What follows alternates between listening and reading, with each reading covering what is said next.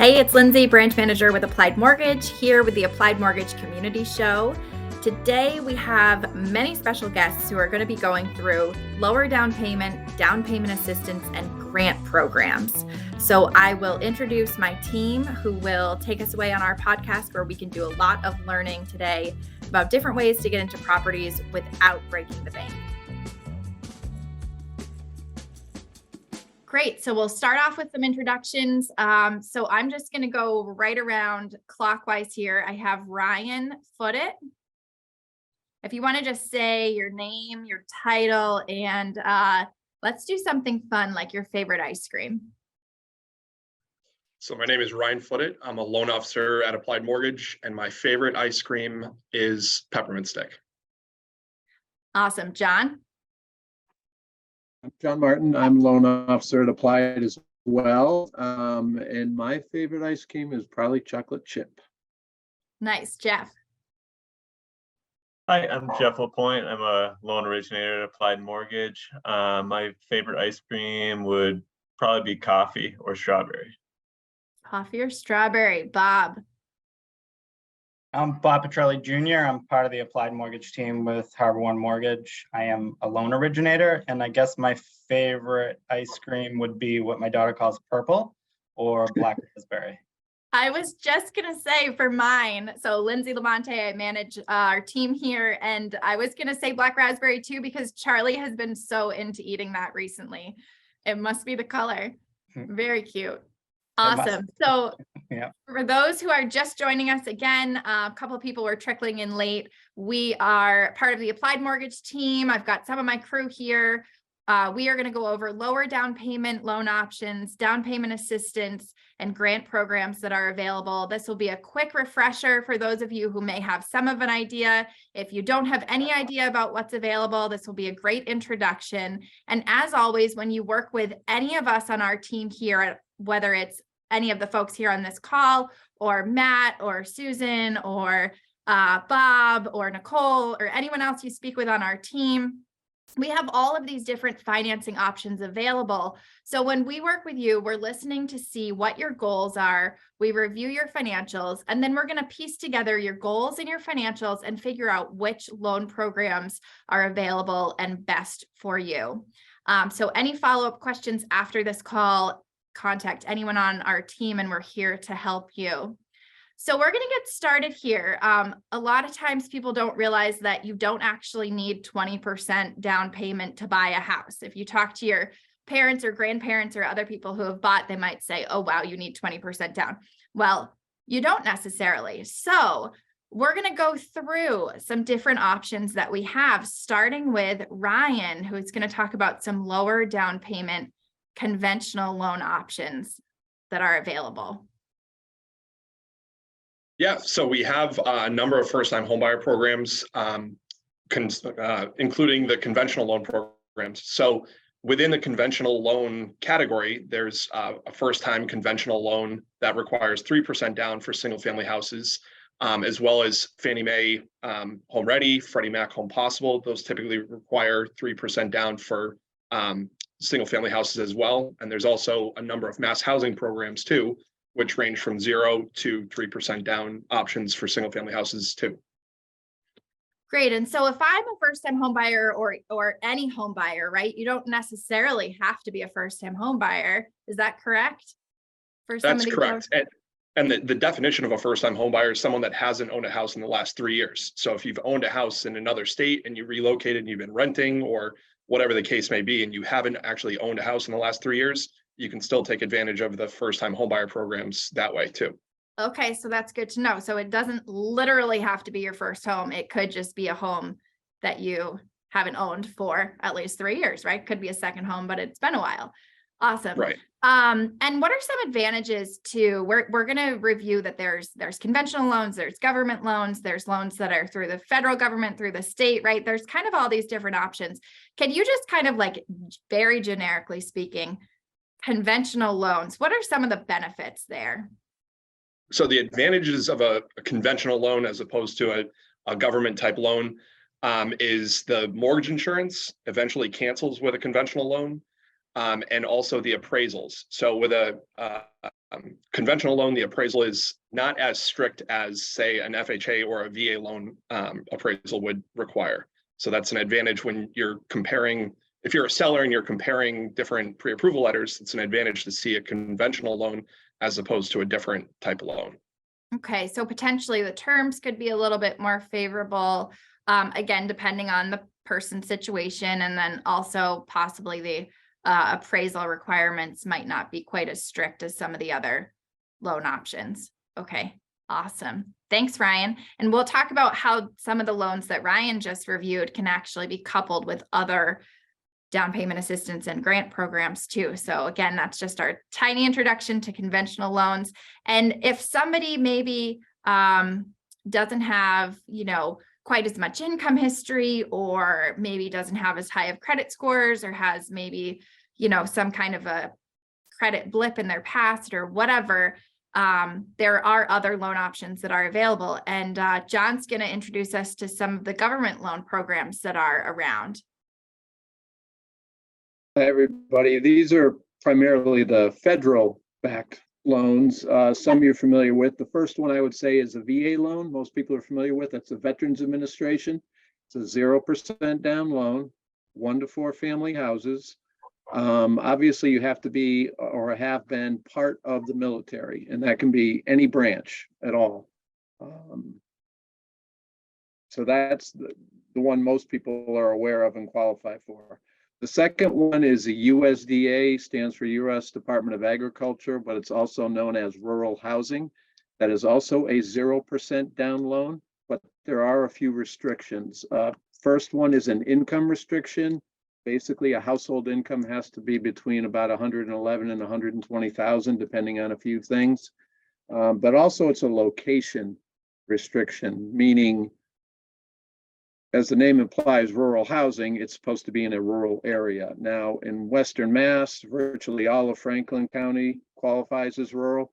The only areas in Hamden and Hampshire that wouldn't qualify is, call it the Route 91 corridor, north from Hatfield down to the Connecticut border, 5 miles or so on either side.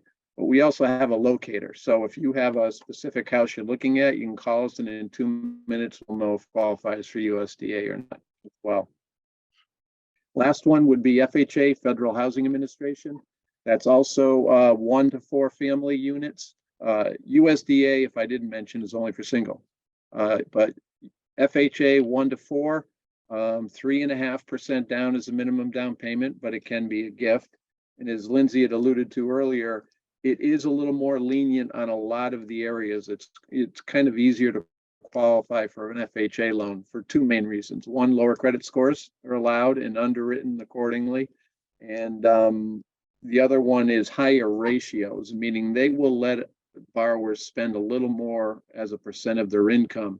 So if the numbers are a little tight on one of the other loans, FHA may fix that.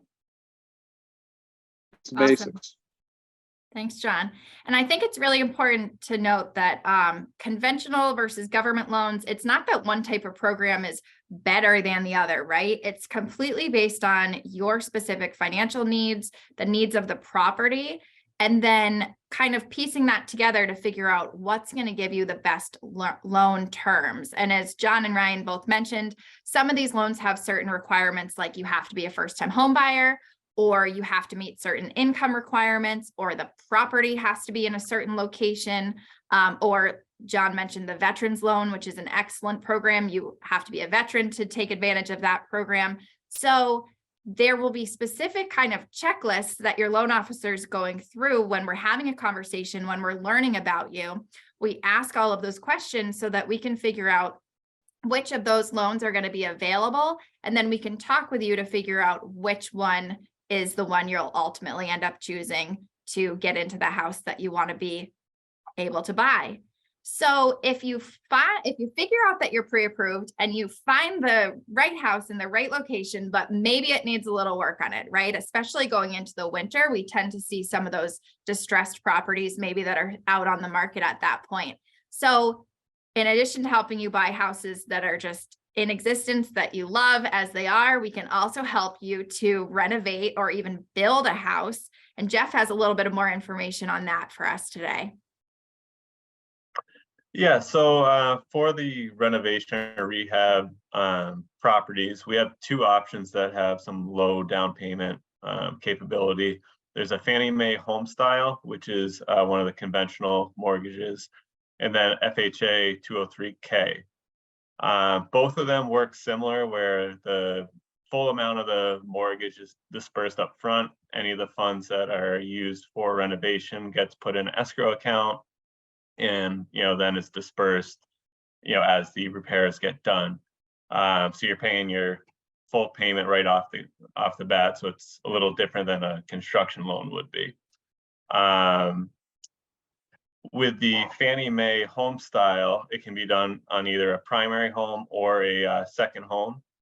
You can do as little as 5% down for a primary home, or 10% down for a second home.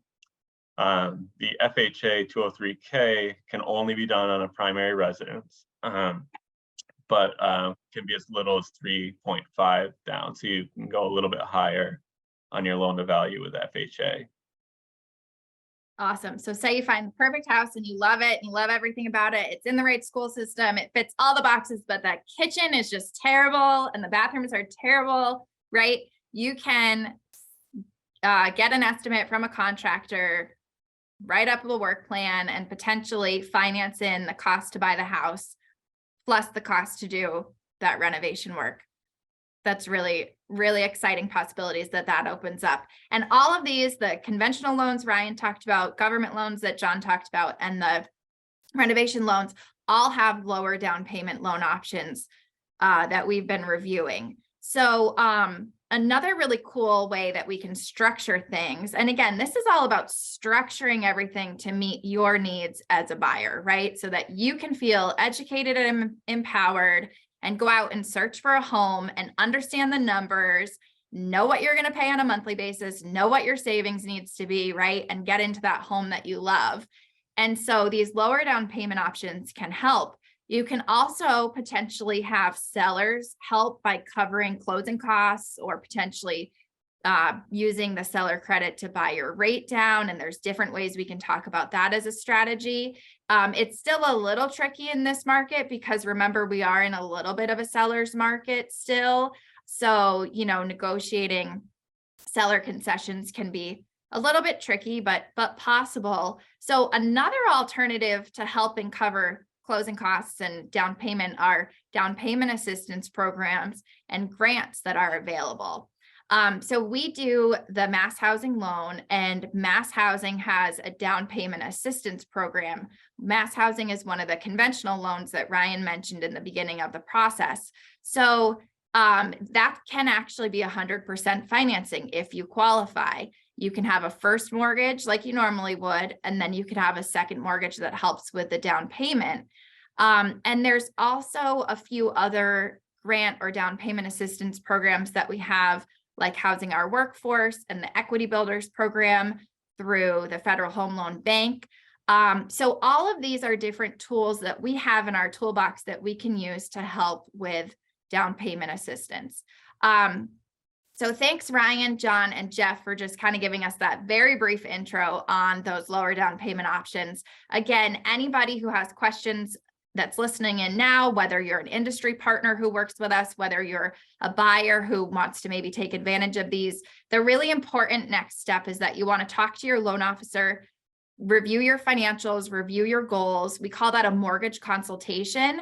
And on that call, we can then figure out which program might be the best way for you. So to kind of get into our last piece here, which might be a little bit longer, is the new program that we have available called a MassDreams grant. And this has been really publicized a lot by lenders, but it's a really intricate process. And so Bobby's going to help us understand that and what's actually available. And I wanted to drop a link here in the chat box for everybody.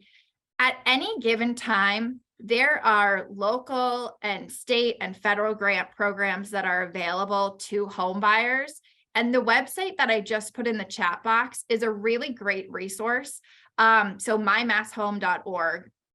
down payment assistance. If you click on that link, it actually lists not only the down payment assistance and grant programs that are through Mass Housing, it also lists any down payment assistance programs that are through local municipalities as well.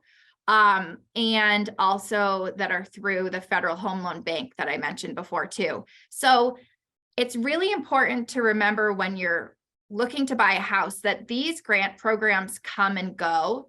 And so you want to make sure that you're comfortable being able to buy the house and that you kind of think of the grants as, I like to say, like icing on the cake, right? So if you can't get the grant, that you still have another plan to work with, because grants are often reserved on kind of a first come, first serve basis. And so before I steal all of Bobby's thunder, Bobby's going to talk about this MassDreams grant specifically and how that's available to homeowners right now. Bobby, go ahead. And I say Bobby and a lot of people call you Bob, but whatever works. Whatever works. I answer to both. So the MassDreams grant is a Massachusetts program that provides the down payment assistance and closing cost grants to eligible first-time buyers. So this money came from the American Rescue Plan Act in 2021. So it gave money to the states to help affect, disproportionately affected communities that from COVID. So Massachusetts identified 29 communities, and they set aside $65 million, for this grant money to help with home buying. It can be up to 5% of the purchase price for down payment assistance, and it varies. So households earning less than 100% of the area median income can get up to $50,000, and households between 100% and 135% are eligible for up to $35,000. And that is identified based off of you living in the community. So the 29 communities that have been identified, if you live in there, you can go to the website that Lindsay provided to find out if you meet the pre-eligibility criteria. So basically, you have to be a first-time home buyer. You have to live in one of those 29 communities. You have to meet the income guidelines for the Dreams grant for the community that you're living in. What you're buying has to be a primary residence. You'll have to complete a home buyer education course, and what that is depends upon the program that you're ultimately in. And to use the grant, you have to be using one of the approved Massachusetts home buyer products. So it's either a Mass Housing Partnership or a Mass Housing First Mortgage product. So you can't just combine it with any loan program. It has to be one of these Massachusetts loan programs. Awesome. And I just dropped the link for that in the chat box, and also the list of the properties. Again, it's for folks that are residing in one of those towns could possibly be eligible. And that's kind of an interesting way of doing it, right? A lot of times a grant is available for the town in which you're purchasing the property, but this one's actually based on the town that you are currently living in. And so as Bobby said, there's income restrictions as well. So first and foremost, you can click on that link to see if you're eligible, but you'd really want to talk to a lender, talk to one of us on this call today, figure out whether you could be pre-approved specifically to use one of those Mass Housing loan programs that are available, or the Mass Housing Partnership loans. And then from there, we'd be able to see if the grant was available. And Bobby, I think it's important too to talk about just kind of the process with the MassDreams grant, but really it's also the process with any other grant too. So once you have a property, you can kind of find out if you're eligible for the grants while you're searching for a property. But what happens? How do you actually get one of these grants? Sure. So as we mentioned, first step is to find out if you qualify by going to the website and filling out the questionnaire to see if you qualify. Then Mass Housing will send you what they call a pre-eligibility certificate. And what you do is you take that certificate to your lender, hopefully us, and you would work with your loan officer to get pre-approved for one of the mortgage programs that grant can be used with. And I just want to back up for a second. We keep saying grant. Grant is a key word because it means that the money's forgiven. So it's not used, or it doesn't have to be paid back. So this is a true grant program. So what you would do is you would take this pre-eligibility certificate to your lender, and you would go through the pre-approval process for one of the first mortgage products. And then you'd want to work with your realtor that understood the grant program itself as well, so that they can go and look for houses in communities that you'll qualify for. Because there's the income qualification based off of, hey, can I get the 50,000? Can I get the 35,000? That's based off of where you're living. But there's a whole second income qualification based off of where you're buying for these products. So you could live in Boston and qualify for the $50,000 grant based off of your income, but then you could be buying in a completely different community where maybe your income is too high to even buy in that. So you have to work with a lender that understands this, who's going to have a relationship with your realtor, who is also going to understand this, so you don't get put into a position where, where you go down a road that leads to nowhere. So once you have that pre-approval and you're looking for the house and you find the house, then your lender, you go to your lender and you have your accepted offer, and they'll register your loan and lock it with, say, Mass Housing.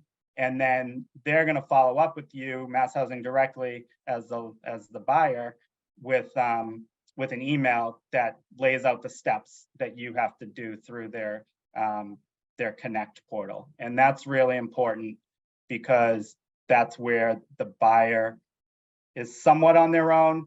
With a good lender, they can set everything up for you up front, knowing exactly what you're going to have to submit there. But that email goes directly to the buyer, and they have to upload documents directly into the portal themselves to hopefully get their full approval. So there's some extra steps when it comes to getting either the Mass Housing or MassDreams grant. Also, if you were doing a local grant, say through the town that you're buying in, a local municipal grant, anything like that, there's always kind of that extra party involved.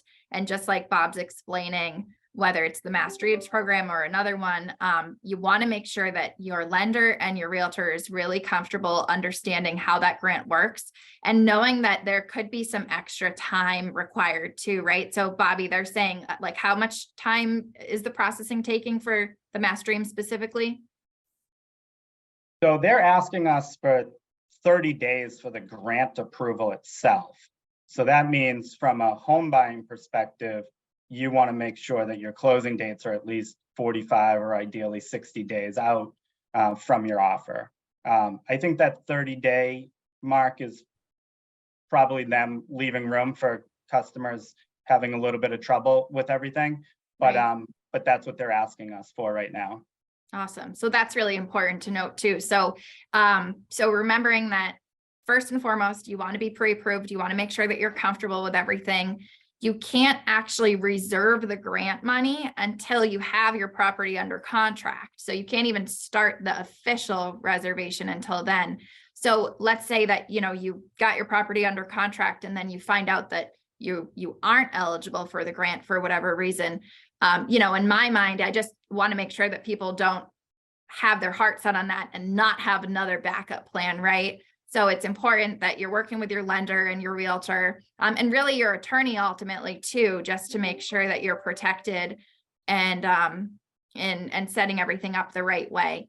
Now, most of the time, these grants, the folks who are administering these are excellent. They make sure that, there's not like false promises or anything happening. So I'm always just playing the more conservative, prepared, educated kind of side of the puzzle. But definitely keeping in mind that you want to keep a little bit of extra longer closing time frame just for the grant to be administered and processed and everything too. And then I think another thing I wanted to just clarify, specific to the MassDreams, Bob, that you said it's, let's say on the 50,000 side of things, it's 50,000, but also up to 5% of the purchase price and closing costs and everything too, right? So it's not just like you get 50,000, it's based on a specific formula. Correct, yeah, and it's very rare that somebody would use the full 50,000, just by circumstances Yeah. of the way Yeah. it's written up.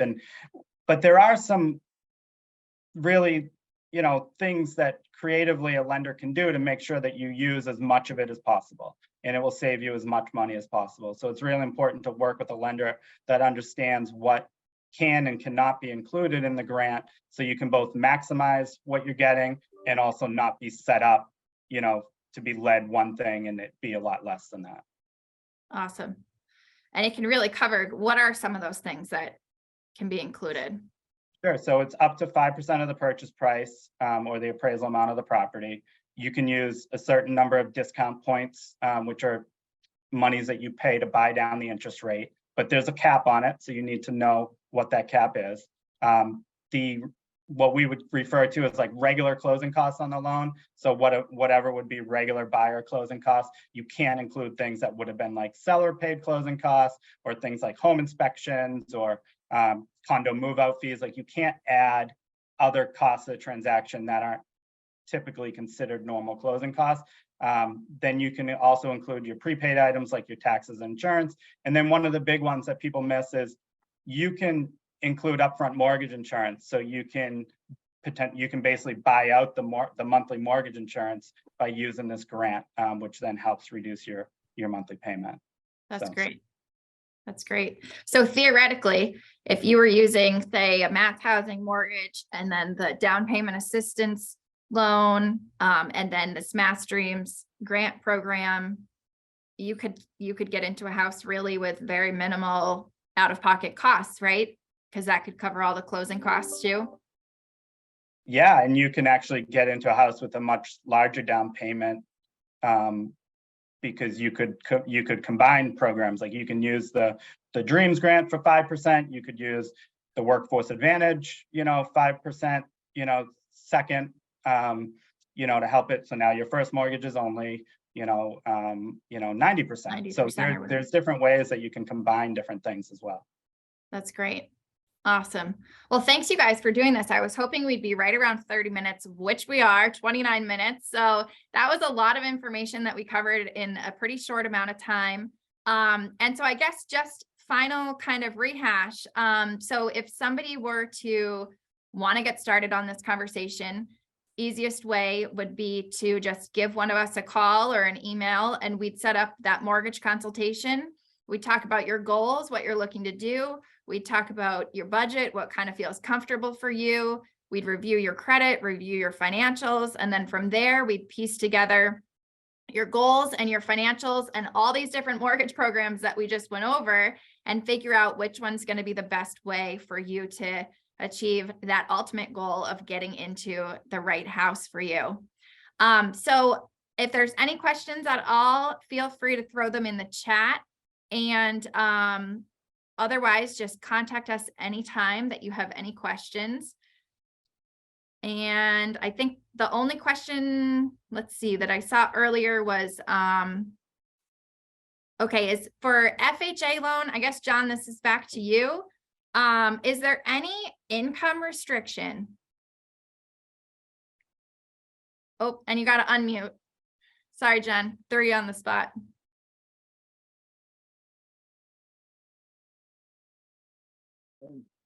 There we go. They were using a copier, so. Oh. Income restrictions on FHA, no, there's none. No income You restrictions. can make lots of money. There are people that make plenty of money, but their credit scores aren't as good as they might be, and FHA fixes that. Perfect. And then another question we just had is, can any of these grant programs be used for buying commercial small businesses? Anyone want to answer that? None of the ones that we talked about today can be used for commercial product. Right. This is all residential financing. I guess if you wanted to get really creative, you could say that you're going to utilize the lower down payment options and grants and everything to get into your house, right? And that would leave your savings in your own bank account. and then you'd be able to do whatever you wanted to do with your savings, right? So go on a nice vacation, go out and buy another business after, whatever works. Okay, and then this one, I guess Ryan talked about conventional loans. Any lower down payment options for, well, this could go to anybody, but lower down payment options conventional for 2-family houses? Yes, so a good example of that would be the FHA loan, as John talked about. You could buy a 1 to 4 unit property with as low as 3.5% down. You can also use a conventional loan, for example, first time homebuyer program, Freddie Mac Home Possible, with as little as 5% down, and still taking advantage of using a conventional program. Awesome. Thanks, Ryan.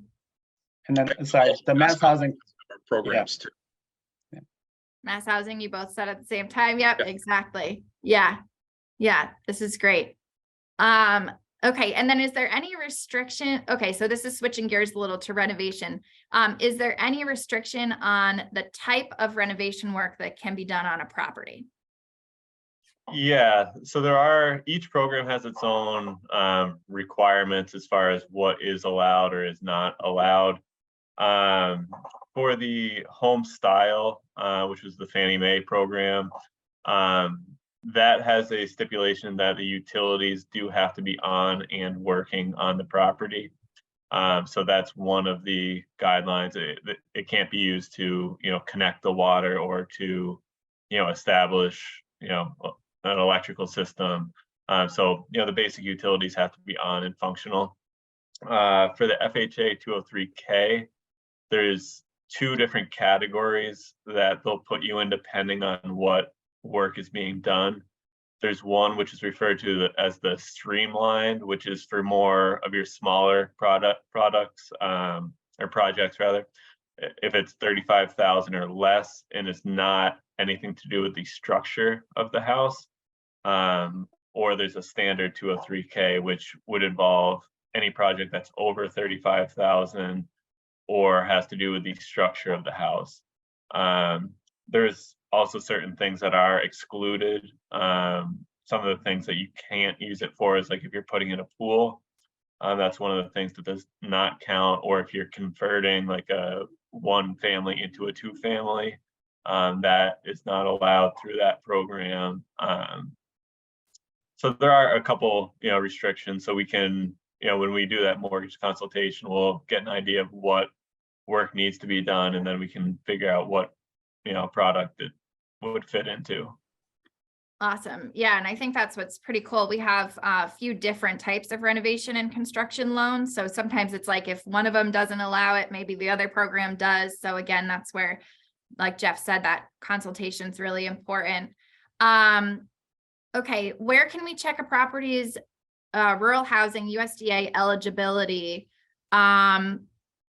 And I can put that link actually in the chat box. The best bet too is to contact your loan officer and just have them double check everything to make sure that you're eligible for rural housing and that the property's eligible. But there is a general search that's in the chat box now for USDA properties where you can see whether or not it's actually eligible. Good question. And adding to that, it isn't just town to town, it's specific location. I've seen them where they'll put it on one side of the street and not the other. So it's very specific. Yeah, it's weird. I think we get that in towns that have different zip codes, right? Like, I know this isn't a real example because Northampton and Florence are both not eligible, but like say that type of a thing where we consider it Northampton, but it really has 2 different zip codes, that can sometimes throw it off. Good point. Awesome. One thing I'll say is you'd be surprised like what's considered rural. We probably think about it as like Kansas farmland, and it's not. So Right. Right. Downtown Greenfield, for instance, is rural to them. So. Right. That's a good point. Yeah. It doesn't mean just farms. Perfect. All right. Well, thanks everyone who attended. I'll just give another 60 seconds for any other questions. I think we hit them all. And as always, our team's here to help. We'll send this recording out after the fact for those of you who were on the call for a reference. And thanks again for joining us this morning. That's a wrap. Thanks so much for tuning in to our Applied Mortgage Community Show. As always, if you have any mortgage-related questions, please contact our team at Applied Mortgage, 413-586-5626, or appliedmortgageteam.com. And if you want to be featured on one of our episodes, let me know. We'd love to have you.